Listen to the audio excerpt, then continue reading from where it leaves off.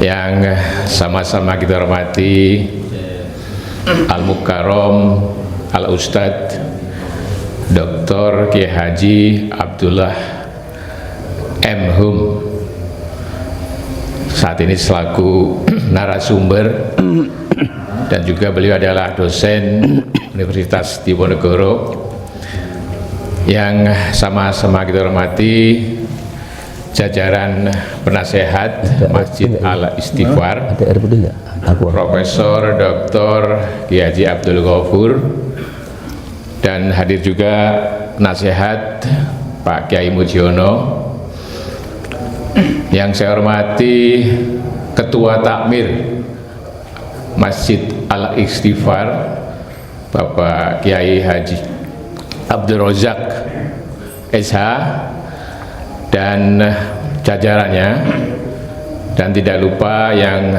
saya cintai dan saya banggakan, ibu-ibu, bapak-bapak jamaah Masjid Al-Istighfar yang senantiasa komitmen, konsisten, dan insya Allah istiqomah dalam menjalankan kegiatan keislaman, termasuk di pagi hari ini.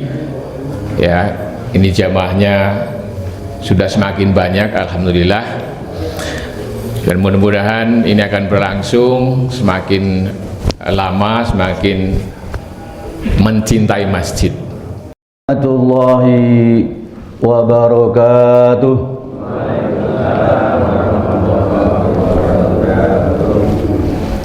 Bismillahirrahmanirrahim. Alhamdulillahi rabbil alamin, alladzi anzala sakinata fi qulubil mu'minin liyazdadu imanan ma'a imanihim. Asyhadu an la ilaha illallah wahdahu la syarika lah, wa asyhadu anna sayyidina Muhammadan abduhu wa rasuluh arsalahu bil haqqi basyiran wa nadhira. Allahumma salli wa sallim ala sayyidina Muhammad. Allahumma salli wa sallim ala sayyidina Muhammad. Allahumma salli wa sallim ala sayyidina Muhammadin wa ala alihi wa sahbihi ajma'in, amma ba'd. Fa ya ibadallah, ittaqullah mastata'tum min quwwah. Ittaqullah haqqa tuqatih wa la tamutunna illa wa antum muslimun. Wa qala azza wa jalla fi kitabil aziz, a'udzu billahi minasy syaithanir rajim. Bismillahirrahmanirrahim.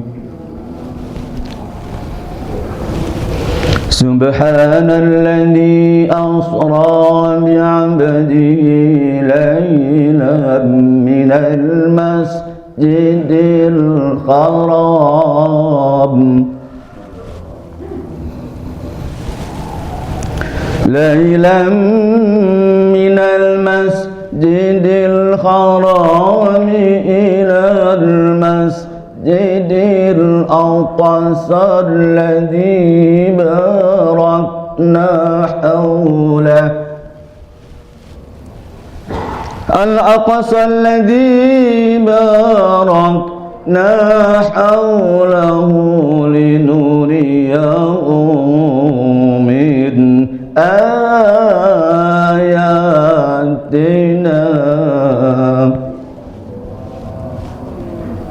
innahu huwas samiul basir. Sadaqallahul alim.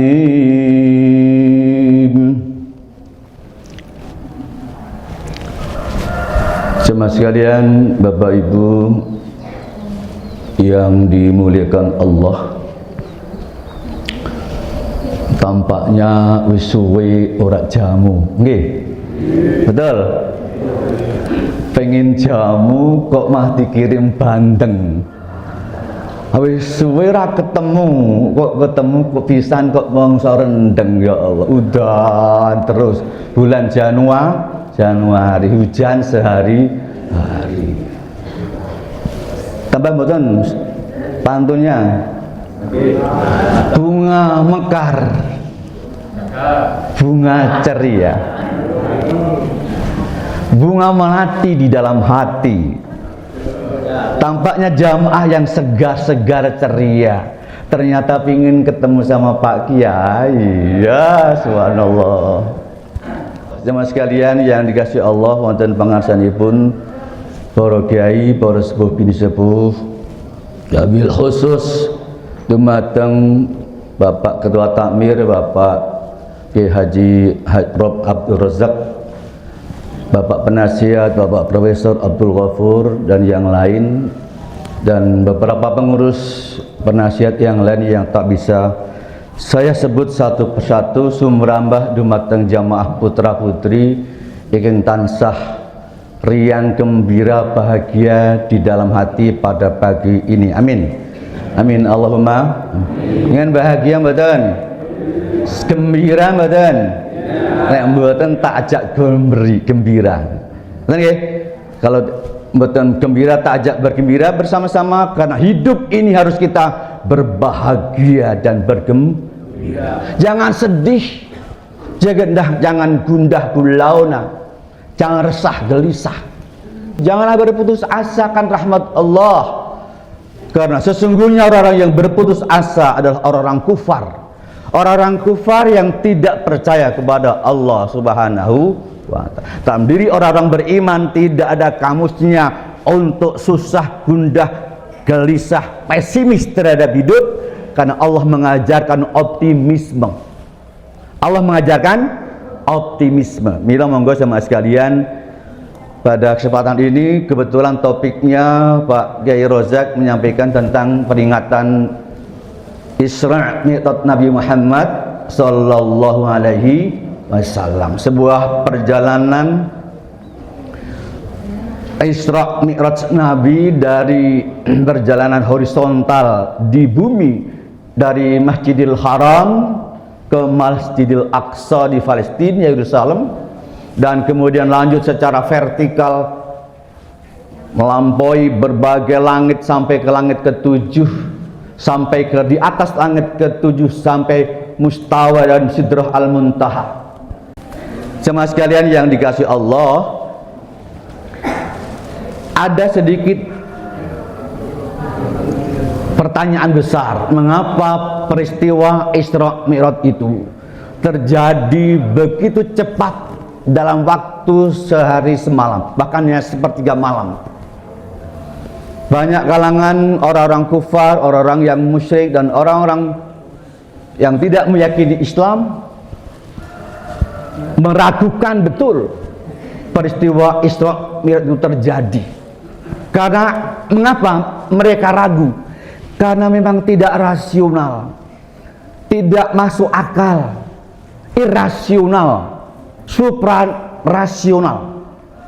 Dan memang saya jelaskan, saya tegaskan, dan kita tegaskan semua bahwa peristiwa Isra Mi'raj Nabi itu adalah peristiwa spiritual, peristiwa ruhaniyah yang memang tidak masuk akal, karena akal tak mampu menerima, cepat menerima peristiwa itu, terlalu besar bagi akal.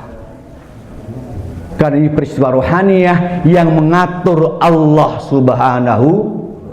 Allah sendiri yang mengatur hambanya, seorang Muhammad Rasulullah Sallallahu Alaihi Wasallam, mengaturnya, memperjalankannya naik yang namanya pesawat buruk.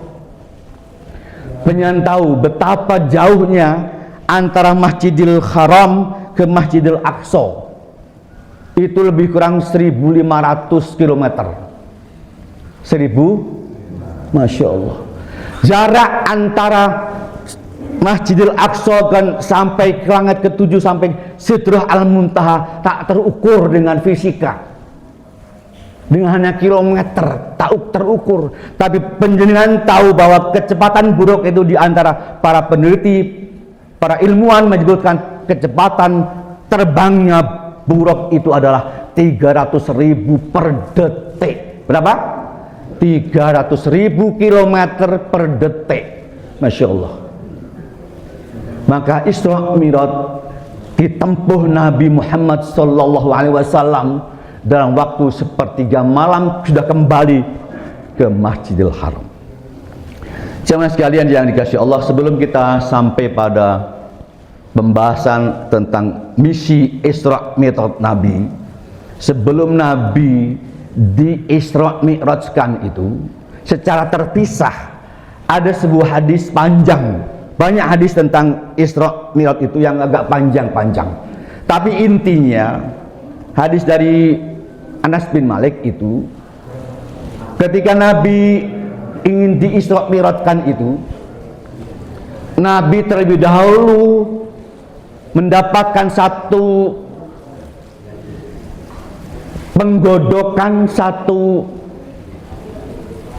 operasi khusus, operasi fisikal.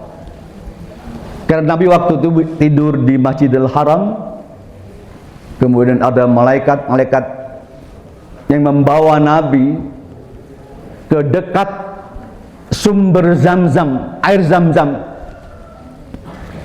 Dan kemudian malaikat Jibril datang ke situ menyampaikan kepada Nabi akan secara fisik mengoperasikan atau membedah tubuh beliau. Beliau bedah tubuhnya, dibersihkannya dengan air Zam-Zam itu, seluruh bagian tubuh Rasulullah SAW itu. Dan Jibril membawa satu mahkota indah yang terbuat dari emas. Di dalam mahkota itu disebut dalam hadis, di dalam mahkota itu terdapat 2 mutiara. Berapa? 2 mutiara. Yang mutiara itu bukan mutiara fisikal, tapi mutiara ruhaniyah, mutiara spiritual yang mengangkat Nabi menjadi Rasulullah Muhammad sallallahu alaihi wasallam, menjadi hamba dan nabi yang dijamin maksum oleh Allah Subhanahu. Apa itu 2 itu? Pertama adalah mutiara iman. Di situ dimasukkan iman ke dalam tenggorokan Nabi, disisipkan di situ. Yang kedua mutiara berupa hikmah, dimasukkanlah ke dalam hati Nabi. Dan Jibril izin kepada Nabi, saya tutupkan kembali tubuhmu ya Rasulullah. Ditutupkan kembali. Dan Nabi kemudian tiba-tiba diangkat oleh Jibril ke satu perjalanan spiritual melampaui langit-langit. Dari langit pertama ketemu Adam, langit kedua dan seterusnya sampai langit ke-6 ketemu Ibrahim dan seterusnya sampai ke-7 beliau mendapati kondisi yang luar biasa, akan diangkat oleh Jibril lebih tinggi lagi ke Al-Mustawa dan ke Sidrah Al-Muntaha yang dalam surat An-Najm disebutkan Sidrah Al-Muntaha. Disitulah Nabi mendapati satu cahaya demi cahaya di hadapan beliau, cahaya demi cahaya. Tapi disitulah Nabi dekat sekali dengan Allah. Fatadalla. Disitulah semakin dekatnya Nabi. A'udzubillahi minasyaitonir rajim. Subhanalladzi asra bi 'abdihi lailan minal masjidil haram ilal masjidil aqsa barakna haulahu linuriyahu.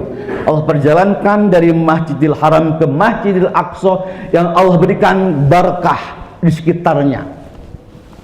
Dalam beberapa tafsir kemudian berkah itu dimaknai betapa makmurnya Mekah, Madinah dan Palestina yang dilalui Nabi itu karena berkah dari perjalanan Isra Rasulullah sallallahu alaihi wasallam. Di sana banyak kebun kurma yang luar biasa, subur makmurnya.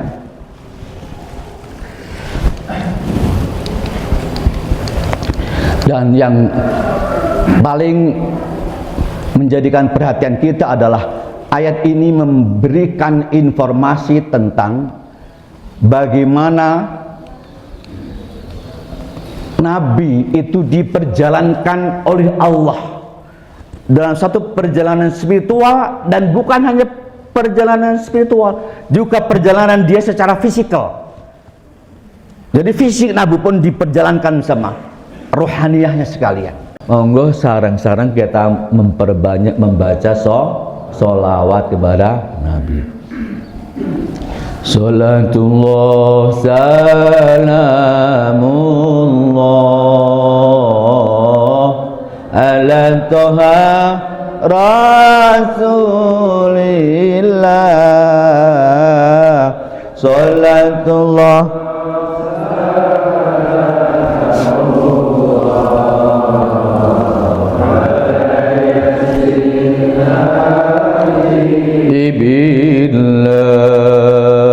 Allahumma barik lana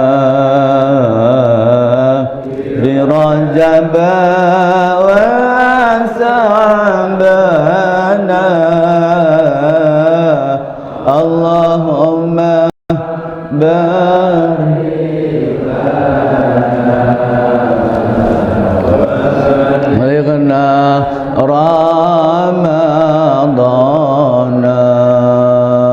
wa hasil maqasidana. Amin. Amin. Allahumma amin. Nah, jemaah sekalian, berikutnya yang menjadi mukjizat Nabi adalah bahwa perjalanan ini adalah merupakan perjalanan sambung rasa historis, sambung rasa lintas batas, melampaui batas alam fisikal yang tidak pernah ditemukan dalam peristiwa kenabian sebelumnya. Nabi-nabi sebelumnya, ulul azmi, itu pun tak mampu, tak bisa mendapati peristiwa yang diperjalankan seperti Muhammad Sallallahu Alaihi Wasallam. Ini satu mukjizat yang luar biasa. Yang kedua, jamaah sekalian, poin yang kedua, misi Isra Mi'raj itu di samping adalah mukjizat Nabi, yang kedua adalah fitnah bagi umat Islam. Apa artinya? Di sini terjadi tadi yang kita sebutkan irasional, ketidakmampuan akal menerima peristiwa-peristiwa Isra Mi'raj Nabi Muhammad itu. Yang kedua, banyaknya pelecehan orang-orang kufar kepada peristiwa ini. Tidak percaya, tidak yakin, ragu, bahkan memusuhi Nabi. Kemudian keraguan itu ditambahkan dengan sikap justru yang sebaliknya. Abu Bakar Siddiq, pertama sahabat Nabi yang menerima keyakinan penuh bahwa peristiwa Isra Mi'raj Nabi itu benar, adalah sahabat Abu Bakar Siddiq. Abu Bakar Siddiq, maka beliau diberi gelar As-Siddiq. Itu sejak itu beliau diberi gelar As-Siddiq, yang membenarkan Nabi. Beliau digelari Abu Bakar As-Siddiq. Karena itu apapun yang dari Rasulullah saya percaya. Tetapi kemudian ternyata ada fitnah umat Islam yang lain, yaitu banyaknya orang-orang murtad, banyaknya orang-orang yang tidak yakin kepada peristiwa Isra Mi'raj ini, kemudian berimbas ngembalik. Terjadinya orang-orang yang menyeberang ke lain kepercayaan. Iya, jadi peristiwa ini membuat orang-orang kufar, orang-orang Islam yang semula baik menjadi murtad. Nggak yakin mengapa seperti ini. Ini satu peristiwa yang membuat bencana, musibah bagi umat Islam waktu itu. Di antara ada yang yakin mengikuti Abu Bakar dan seterusnya, para sahabat yang seterusnya, sahabat Aid, Siti Khadijah dan seterusnya. Kemudian yang berikutnya ada orang-orang yang kufar, yang Islam yang kemudian murtad. Naudzubillah min dzalik. Nah, jamaah sekalian, yang bisa kita lihat tadi adalah ini peristiwa yang luar biasa. Mengapa? Di antaranya adalah karena ini kemauan Allah, bukan kemauan Nabi. Karena itu dalam diri manusia sebetulnya ada satu hal yang perlu dijadikan orientasi kajian pagi ini. adalah adanya an-nafs. Diri Nabi yang di Isra Mi'rajkan itu adalah intinya akan menjadi satu cahaya besar bagi umat Islam. Diri Rasulullah sendiri itu kemudian pasca Isra Mi'raj Nabi kan beliau membawa oleh-oleh, bukan? Betul? Oleh-oleh apa? Sholat 5 waktu. Dan itu yang ditempa diri pertama adalah diri Nabi dan para sahabat, disampaikan risalah oleh-oleh itu, dan kemudian kepada seluruh jamaah umat muslim seluruh dunia. Bahkan kemudian ditekankan di sini betapa pentingnya an-nafs, diri itu menjadi bagian dari ibadah kepada Allah Subhanahu wa ta'ala. Nah, karena itu dalam beberapa ayat, beberapa hadis, an-nafs itu menjadi penting untuk diperhatikan. Satu contoh misalnya dalam surat Al-Hasr, A'udzubillahi minasyaitonirrajim. Ya ayyuhalladzina amanu wal tanzur nafsum, ya ayyuhalladzina amanu taqullaha wal tanzur nafsum ma qaddamat lighad. Wahai orang-orang yang bertakwa, hendaklah di antara Anda, di antara kalian semua mempersiapkan dirimu untuk hari esok. Ini nafs, mempersiapkan diri. Sudahkah Bapak Ibu siap belum mempersiapkan menyongsong hari esok? Sudah siap belum? Siap dong, kok lemas? Siap. Sudahkah siap Bapak Ibu? Siap. Alhamdulillah. Sudah, pokoknya kita siap dulu. Kata-kata siap itu memberi kita optimis. Betul? Optimis. Nek yang sudah letoi, lemes, aduh aku kok belum siap. Wah, wis jadinya memang nggak siap. Loh, nek panjenengan ndika aku kete mboten siap niki. Ya Allah, naudzubillah. Itu artinya panjenengan memang tidak siap. Kata-kata itu adalah doa, betul? Kata-kata itu doa, dan ini jumbo connected dengan teori NLP. Apa itu? Nah, apa Ibu? Neuro Linguistic Program. Oh, ini pelajaran dari Jepang nih. Ini ada pelatihannya. Kalau mau pelatihan ini ada pelatihan khusus nanti. Neuro Linguistic Program itu memprogram aspek-aspek kebahasaan dalam diri manusia, di saraf-saraf dekat amigdala di otak manusia itu. Sadar atau tidak, manusia selalu berkata-kata, berbicara, berbahasa. Tapi di sini sudah disetting di saraf-sarafnya itu. Kalau di settingannya di sini positif, terkunci, krek, positif. Maka orang itu akan berbicara positif saja. Bagus. Wah, bahasanya bagus betul, orang itu santun. Ya Allah. Itu kan dia sudah disetting dengan positif. Ketemu orang kita juga, Masya Allah, Assalamualaikum, waalaikumsalam, apa kabar ya Allah, gembira ria kan. Tapi kalau settingannya di sini krek, jahat, naudzubillah min, itu artinya kata-kata itu, bahasa yang diucapkan orang itu jahat selalu, kotor, jorok. Ada nggak penjen menemui orang seperti itu? Ada kan? Ini empiris ini. Kalau ada orang tuh bicaranya jahat, jelek, kotor, menyakitkan, ya selalu dia akan begitu, betul? Karena terkunci di sini krek. Maka NLP itu berhubungan dengan bagaimana persiapan diri itu siap betul. Kalau siap itu artinya positif, betul. Tapi kalau nggak siap, belum siap, wah itu sudah negatif. Bukankah Allah ngendika dalam hadis qudsinya, betul? Apa itu hadisnya? Ana inda dhanni 'abdi bi. Aku ini mengikuti persangkaan hambaku. Kalau hambaku berprasangka baik kepadaku, aku pun akan berprasangka baik kepada dia. Jadi penjenengan itu berprasangka, siap saya Pak, siap ibadah, siap sholat dengan baik, saya siap sholat dengan khusyuk.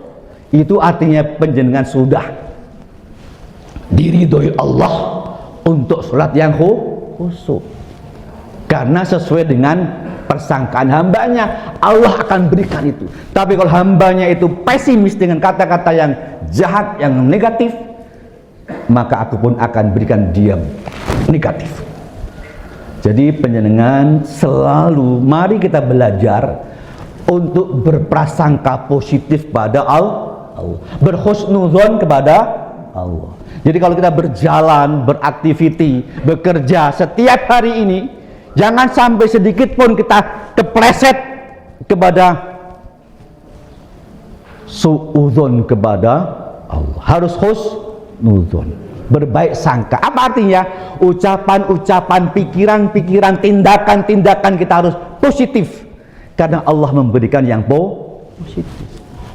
Jadi positive thinking, berbicara dengan positif, itu dimulai dari tadi NLP di Jepang. Ketika saya kebetulan pernah ke Jepang, diundang oleh Nagoya University di sebuah simposium internasional di Nagoya University, saya diminta untuk presentasi tentang bagaimana segmentasi gender dalam tradisi pesantren. Saya sedikit menyampaikan tentang catatan tentang kitab Okudulujen. Nah, di situ, di sana orang-orang Jepang itu sudah menerapkan NLP dengan baik. Saya herannya begini, ketika saya masuk kampus, mahasiswa itu berjejer ke belakang antri, ada mobil yang mau lewat di kampus itu, masih jauh lagi. Keren sekali. Antrinya itu mereka nggak mau jalan gitu, nunggu mobil itu lewat. Bukan antri susuan begitu, enggak. Tapi antri ke belakang, berjejer ke belakang. Sabarnya mereka itu karena tanaman-tanaman NLP itu. Kita sudah ada nggak? Belum nggak? Atau budaya antri itu mau nggak budaya antri yang baik? Belum disiplin budaya kita. Maka NLP itu mengajarkan disiplin diri, mengajarkan pembersihan diri akan ucapan-ucapan yang baik itu. Kalau penjenengan berangkat kuliah, berangkat kerja, berangkat beraktivitas dari rumah, penjenengan sudah harus positive thinking kepada Allah. Apa?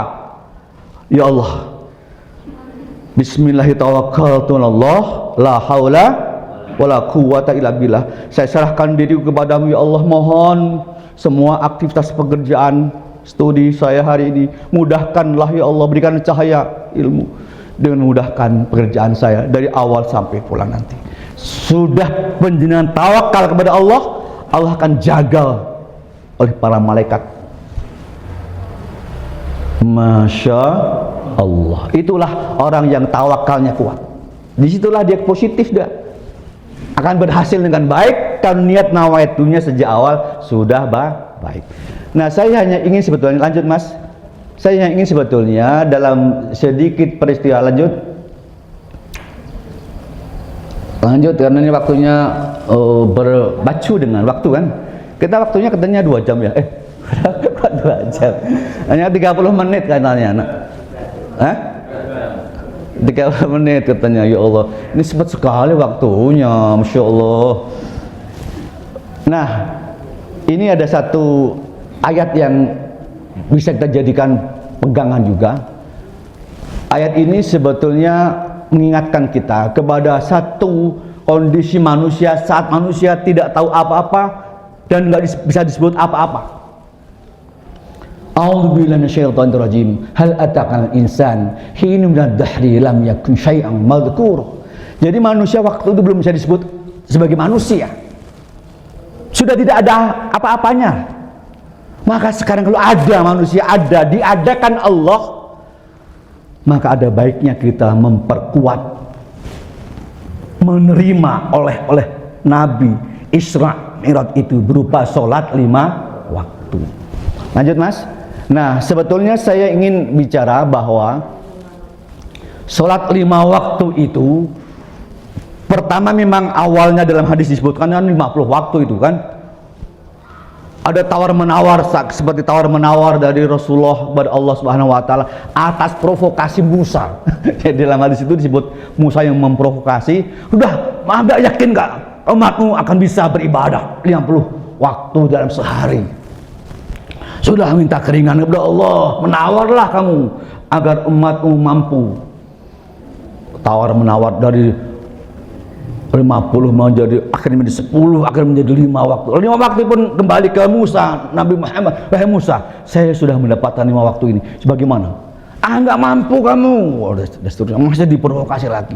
Tapi Allah, Nabi kemudian kembali kepada Allah, menerima risalah sholat 5 waktu itu sehari semalam. Nah, ini satu hamba Allah yang secara fisik sebetulnya sama dengan yang lain, tetapi karena ada ruh Tuhan, lanjut, ada ruh Tuhan yang dimasukkan ke dalam diri manusia, ruh itulah yang kemudian membawa perangkat-perangkat fisik tadi terangkat. Kalau hamba Allah yang biasa fisikal, itu ada harganya enggak? Ada nilainya enggak? Yang sudah jenazah itu sudah nilainya enggak? Enggak ada. Tapi karena ada ruhnya yang diberikan oleh Allah, itulah dia jadikan wakil Allah di muka bumi, maka kulawan panjenengan sami jadikanlah khalifah Allah yang berkualitas dengan ruhullah, dengan kekuasaan Allah. Nanti intinya nanti bagaimana kemudian dalam diri ruh itu kan ada beberapa dimensi di situ. Di dalam kitab-kitab tasawuf, misalnya dalam kitab Iqadul Himmah, itu ada satu pembagian. Dalam kitab yang lain juga ada, dalam Asrarul Insan fi Ma'rifatur Rahman. Itu ada pembagian, ada ruh, ada akal, ada fikir, ada sir, ada qalb. Ala wa ila ruh. Semuanya itu adalah ruh. Maka ruh itulah yang harus dipelihara dengan baik, diopeni dengan baik, diperhatikan dengan baik. Jangan sampai ruh itu ternodai oleh sesuatu yang masya Allah, yang akan membawa kita menyengsarakan hidup kita menghadap Allah Subhanahu wa ta'ala. Nah, ini tadi yang saya maksud kolbun ini. Kolbun itu kan ada, hati manusia itu ada 3, bukan? Ada berapa? Apa saja kolbun itu? Kolbun mayit. Kolbun mati itu kolbun yang mati, hatinya sudah mati, sudah diberi peringatan atau tidak diberi peringatan sama saja, sami mawon, sawa'un alaihim a'anzartahum am lam tunzirhum la yu'minun.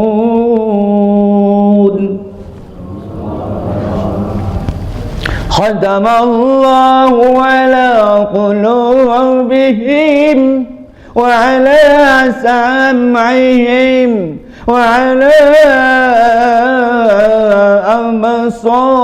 absarihim wa ala sam'ihim wa ala absarihim ghishawatu wa lahum adzabun alim. Wa minan nasi man yaqulu amanna billahi wa bil yawmil akhir, billahi wa bil yaumil akhir wa ma hum bimu'minin. Sadaqallahul adzim. Hati mereka berpenyakit dan Allah menambah penyakitnya itu. Itulah potret profil orang-orang munafik. Betul, orang-orang munafik. Itu munafik namanya. Wa minan nasi may yaqulu amanna billah. Ada sebagian manusia, sebagian hamba Allah yang mengatakan, aku beriman kepada Allah, saya betul-betul beriman kepada Allah, wa yaumil akhir, beriman kepada Allah dan yaumil akhir, hari akhir beriman, wa ma hum bimu mu'minin, tapi mereka sungguh tidak beriman. Bohong loh. Itulah munafik. Dalam surat Al-Munafik kita diminta untuk wahdharhum, waspadalah. Banyak di sekitar kita orang-orang munafik. Iya, mungkin sholat berjamaah dengan kita, mungkin teman kita juga, tapi nggak tahu Allah alam ada di antara para sahabat Nabi pun yang menjadi munafik. Dan di antara sahabat-sahabat jamaah kita pun harus berhati-hati. Ada yang munafik atau orang Islam yang bagus di berbagai media, bagus ungkapannya tentang Islam, tapi ternyata dia merimpungi Islam, menghambat Islam. Para ulama, para dai-dai dihambat ibadah dan dakwahnya. Itu gerakan-gerakan orang-orang munafik. Nauzubillah min dzalik.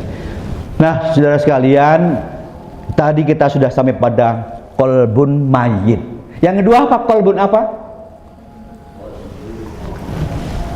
Jangan kolbun yang itu loh, ada yang orang mengatakan kolbun mator sakotomarit. Hati-hati, hujan-hujan nanti jatuh sakit. Itu plesetan. Jadi jangan. Kolbun yang kedua adalah kolbun bermakna kolbun marid, hati yang sakit. Sakitnya di sini, sakitnya di sini. Hati yang sakit. Apa di antara sakit penyakit hati itu? Sombong. Orang yang sombong, iri, dengki, serai. Apalagi menghasut, riya, itu juga sakit hati. Orang yang pamer, apalagi di dunia sosmed hari-hari ini, Masya Allah. Mari kita membaca Masya Allah. Lagi-lagi Masya Allah. Orang banyak sudah terjebak oleh main handphone, betul? Ini penyanyi kayak ngaji, kan hebat ngaji ya, jajal para kembali ke handphone gitu. Wah, itu status skill. Ya Allah. Jadi gara-gara teknologi digital, di era digital ini banyak orang yang tergoda, terpengaruh, bahkan terperangkap dalam masalah sosmed dan seterusnya. Sehingga banyak orang-orang yang tergoda oleh sosmed, oleh media sosial, oleh gadget, dan pengaruh negatifnya. Ini diantaranya, kalian bisa lihat pengaruh handphone yang mengasihkan manusia, membuat manusia terlena, nggak ada perhatian kepada yang lain. Sudah dia perhatiannya kepada handphone, fokus pada handphone. Maka kehancuran yang akan didapatkan seseorang ketika dia tidak fokus kepada Allah, malah lebih fokus kepada handphonenya, membawa kepada peristiwa-peristiwa yang menyengsarakan manusia. Banyak di antara mereka yang terperangkap dalam dunia sosmed itu, di era digital ini, yang kemudian merusak hubungan sosial, betul? Merusak hubungan rumah tangga dan seterusnya, gara-gara handphonenya terlalu kuat menjajah manusia, menjajah diri kita sebagai muslim. Semestinya kita zikirnya kepada Allah, tapi zikirnya kepada gadget lewat sosmed dan seterusnya itu. Maka tolong berhati-hati. Kalau tadi saya bicara penyakit hati, diantaranya adalah iri, dengki, dan riya, pamer. Kulolan penjenengan, mari kita bersama-sama beristighfar. Astaghfirullahaladzim, astaghfirullahaladzim, astaghfirullahaladzim. Karena ternyata mungkin kita tidak fokus kepada Allah di waktu tertentu, fokusnya pada sesuatu yang memunculkan kezaliman kita, karena kita pamer dengan foto-foto kita, pamer dengan video kita. Masya Allah, kalau nggak hati-hati niat dalam hati kita, kita bisa kesasar, jauh dari sikap ikhlas lillahi ta'ala. Mila monggo sarang-sarang difilter, dijaring, disaring. Kalau kita ingin menyampaikan sesuatu file atau foto atau video apapun, untuk betul-betul niatnya diluruskan, jangan sampai terjebak pada sesuatu yang niatnya salah dan kemudian berakibat fatal kepada kehancuran demi kehancuran, terutama penghancuran diri sendiri. Itu penyakit hati.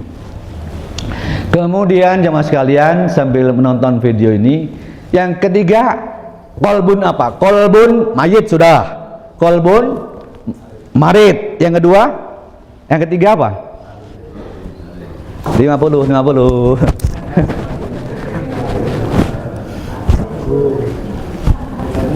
Kolbun salim. Alhamdulillah, pintar-pintar ya Allah, masya Allah. Kolbun salim. Illa man atallaha qalbun salim. Qalbin salim, qalbun salim. Rabbi habli hukman wa alhiqni bis salihin waj'alni lisan sidqin fil akhirin waj'alni min warathati jannatin na'im waghfir li abi innahu kana minadh dhalin wa la tuhzini yawma yub'atsun yawma la yanfa'u malun wa la banun illa man atallaha biqalbin salim. Illa man atallaha biqalbin salim. Tidak ada artinya anak dan harta nanti di saat hari-hari. Tidak ada lagi anak dan harta di hadapan kita, di hadapan manusia, kecuali hamba-hamba Allah yang kembali kepada Allah dengan qalbun salim, hati yang bersih. Nah, saya tidak akan melanjutkan materi ini, filenya terlalu panjang ya, nyusul ya. Ini waktunya sudah berpacu dengan waktu. Saya ingin poinnya sebetulnya, bagaimana kita sebetulnya menerima perintah sholat itu dengan baik. Oleh Nabi, dari peristiwa Isra Mi'raj Nabi itu adalah perintah sholat 5 waktu. Kuncinya adalah piye carane, bagaimana caranya kita bisa mengikuti ittiba Nabi, sholat biar lebih khusyuk. Khusyuk dalam sholat. Panjenengan semua sudah khusyuk belum?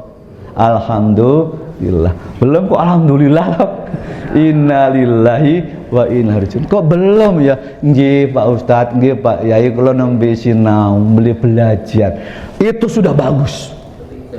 Kalau mau belajar sholat yang khusyuk itu sudah bagus. Sing ora bagus sih apa? Sing ora gelem sinau sholat. Masyaallah. Wis ora gelem sholat khusyuk, ora gelem sinau. Alah mbuh prek. Mang gue pikirin sing penting sholat ya sholat, gedebuk-gedebuk ora apa-apa. Kan ya ditompo. Enggak begitu. Selama kita masih bisa memperbaiki diri, it is never too late to mind. Tidak ada waktu terlambat memperbaiki diri. Maka monggo sareng-sareng kita belajar sholat khusyuk. Karena perintahnya memang dalam surat Al-Mu'minun kan, kelebihan keberuntungan orang beriman adalah ketika dia bisa menjalankan sholat dengan khusyuk. Kita lihat surat Al-Mu'minun itu, a'udzubillahi minasyaitonir rajim. Qad aflahal mu'minuna alladzina hum fi salatihim khashi'un walladzina hum 'anil lahwi mu'ridun walladzina hum lizzakati fa'ilun walladzina hum li furujihim hafizuna illa ala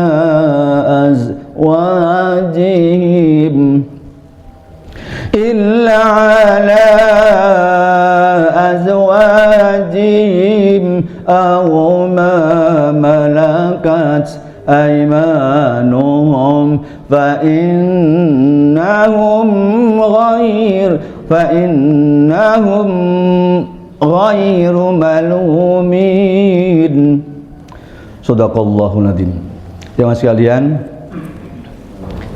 ini ayat yang memerintahkan agar kita mengerjakan dengan sholat khusyuk.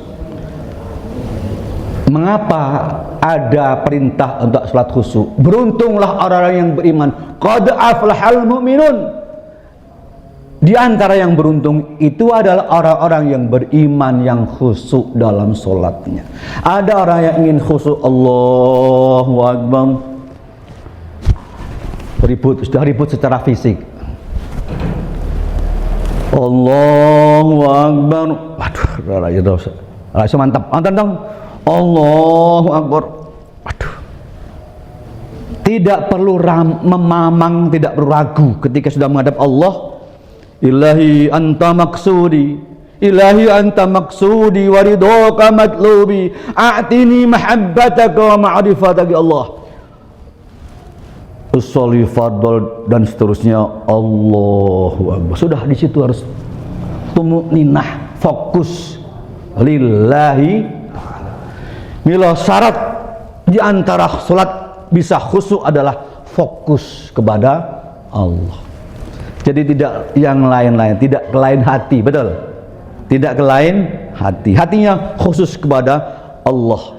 Penjenengan tahu cucu Rasulullah,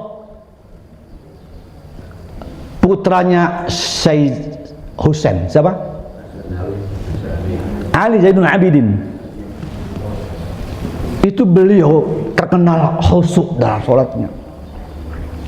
Pasca ambil air wudhu, itu banyak sahabat-sahabat yang bertanya kepada beliau, ya wahai Amirul Mukminin, mengapa engkau setelah ambil air wudhu tampak gemetar pucat seperti itu? Saudara semua tahu, setelah saya sholat ini, setelah saya ambil air wudhu ini, saya menghadap siapa? Saya akan menghadap siapa? Saya akan menghadap siapa? Saya akan menghadap Allah Subhanahu wa Ta'ala. Saya tak mampu, saya tak ada artinya di hadapan Allah. Maka ketika beliau angkat tangan, Allahu Akbar, sudah dia bergetar dan menangis seperti menyerahkan dirinya kepada Allah. Ya Allah, saya seperti ini, kondisi saya begini, banyak dosa, aku malu menghadapmu ya Allah. Dia sebetulnya tak mampu menghadap dengan baik, tapi apapun itu tugas harus ditegakkannya. Dia angkat tangan, takbir, Allahu Akbar, membaca doa iftitah, membaca Al-Fatihah, dihayati betul. Bismillahirrahmanirrahim. Allah akan menjawabnya lagi. Alhamdulillahi Rabbil Alamin. Allah akan juga menjawabnya. Ar-Rahmanir-Rahim, Maliki Yawmiddin, Iyyaka na'budu wa iyyaka nasta'in, Ihdinas siratal mustaqim. Al-ayah. Satu persatu, ayat demi ayat, dia pahami maknanya. Dia pahami maknanya. Maka diantaranya obat penyakit hati tadi, apa diantaranya para ulama merumuskannya? Tombo ati iku limo perkarane. Nomor siji apa? Maca Quran sak maknane. Niku sholat juga harus begitu. Kalau bisa tetap harus ada upaya belajar sampai kapanpun, ila yaumil maut tiba, tetap sinau piye carane aku bisa mengerti maknanya. Ketika baca basmalah, Ar-Rahman Rahim hanya milik Allah. Enggak ada yang mampu memberikan Rahman Rahim pada manusia. Alhamdulillah Rabbil Alamin, semua adalah hanya kepada Allah puji-pujian, hanya kepada Allah yang layak dipuji. Enggak ada yang manusia yang layak dipuji. Semuanya punya dosa, punya salah, punya kesombongan, punya kotoran dan sebagainya. Subhanallah, haqqan innal maula samatul yabqa. Maha suci Allah. Jemaah sekalian yang dikasihi Allah, maka ketika sudah fokus pada Allah, sudah insya Allah rasakan betul bahwa datang di situ Allah beserta dengan kita, sedang dialog, kita sedang dialog pada Allah. Salatnya akan lebih khusyuk. Yang kedua, sadarilah selain salat harus fokus, yang menguatkan orang bisa khusyuk salatnya adalah salat itu hendaknya dihayati betul sebagai mi'rajul mukminin. Nabi mengatakan salatu mi'rajul mukminin. Salatlah sebagaimana seakan-akan kau sedang mi'raj kepada Allah. Nabi dalam peristiwa Isra Mi'raj betul-betul menghadap Allah. Fakana tatajalla, seakan-akan menghadap Allah, dekat dan semakin dekat kepada Allah secara fisikal. Hanya disebutkan dalam hadis, disebutkan dua ujung busur panah dekat sekali, tapi hanya cahaya-cahaya yang tampak. Tapi ini kita dimi'rajkan dalam waktu sholat. Kita bertemu kepada Allah, sudah pasrah, kita sudah menghadap Allah. Rasakan bahwa kita sedang mi'raj kepada Allah. Yang ketiga, selain fokus rasakan dengan mi'raj, yang ketiga tadi memahami makna ayat per ayat yang dibaca. Makanya saya kalau jamaah, kalau jadi imam di masjid misalnya, sering baca ayat-ayat yang menyemangati ibadah kita, yang menyemangati perjuangan kita. Ayat tadi sering saya baca ketika saya imamin di masjid saya, misalnya qad aflahal mu'minun, beberapa ayat kita baca. Tadi yang Rabbi habli hukman, yang tadi qalbun salim sedang kita baca. Ada ayat lain yang kita Rabbi ishrahli sadri wa yassirli amri wahlul 'uqdatam min lisani yafqahu qawli waj'alni waziran min ahli harun akhi usdud bihi azri washrikhu fi amri, dan seterusnya. Ayat-ayat yang menyemangati itu menambah fokus kita, semangat dalam beribadah kepada Allah Subhanahu wa ta'ala. Kemudian yang keempat, biar sholat kita fokus khusyuk betul, maka harus ada upaya aktivasi diri, jangan pasif. Kita harus aktif. Saya ini sebagai aktivisnya, saya aktivis sholat, maka ya aktif betul dia untuk mengetuk pintu Allah. Jangan pasif, aktif, hatinya menjerit dan mohon kepada Allah. Ada aktivasi di situ.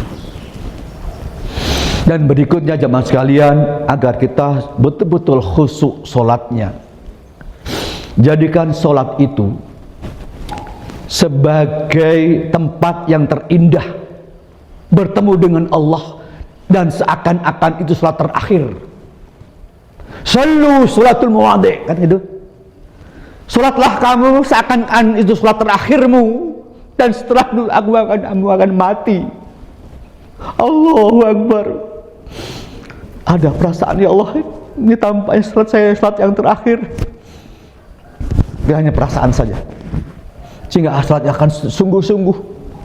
Setelahnya saya nggak tahu, ya Allah. Sallu sholatul muwaddi'. Tapi kalau kita semua penjen semua paling habis ini saya ada aktivitas yang lain, ya nggak akan khusyuk, nggak akan merasa sholat itu sholat terakhir kan. Allahu Akbar.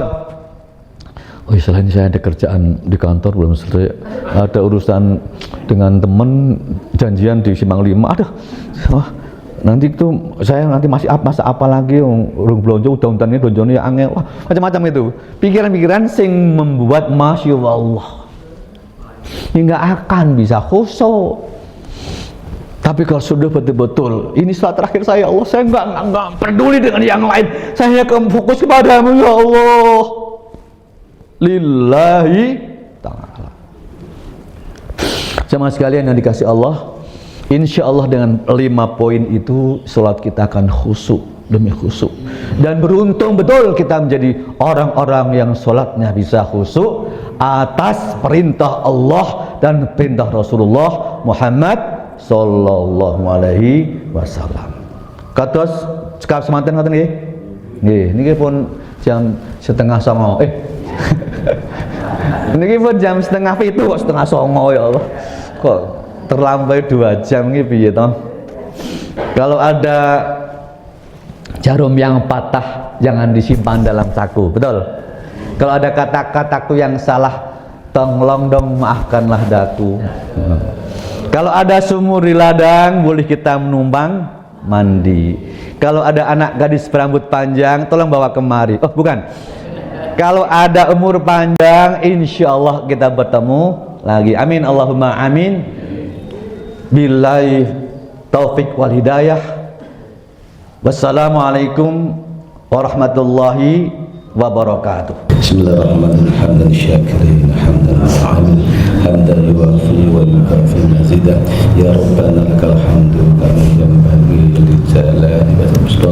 Allahumma shalli wa sallim ala sayyidina Muhammad salatan tunjina biha min jamil afat wa taqdi lana biha jamil hajat wa taqdi lana biha jamil hajat wa taqdi lana hajat wa tutahhiru lana min jamil sayyi'at wa tarfa'una bi indaka ala darajat wa tuballighuna bi aqsal ghayat min jamil khairat fil hayat Rabbana dhalamna anfusana wa illam taghfir lana wa tarhamna khasirin. Allahumma innaka afuwwun karim tuhibbul afwa fa'fu anna. Allahumma inna nas'aluka wal jannah wa na'udzubika min sakhatika. Allahumma inna jannaka wa ni'man wa min qurrina ilaha min qawlin aw fi'lin amalin wa na'udzubika minan nar wa min qurrina ilaiha min qawlin aw fi'lin amalin. Allahumma inna ala dzikrika wa syukrika wa khidmatik. Allahumma jamilna bil afiyah wa salamah wa aqina bit taqwa istiqamah wa injibatin nadamah innaka sami'un.